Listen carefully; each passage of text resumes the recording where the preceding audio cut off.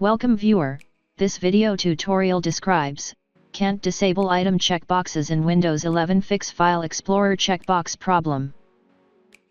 First method is change File Explorer options.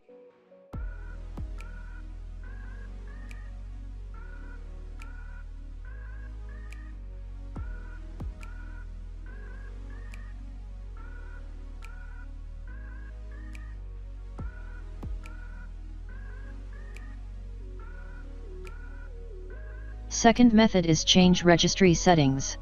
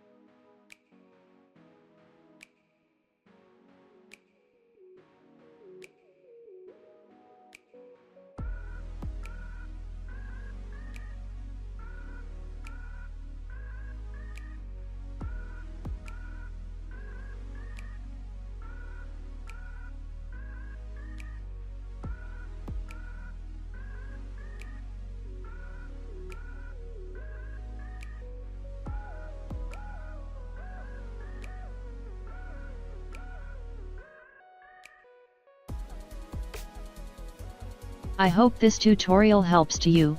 Please like, share and don't forget to subscribe our channel. Thank you very much. See you next video.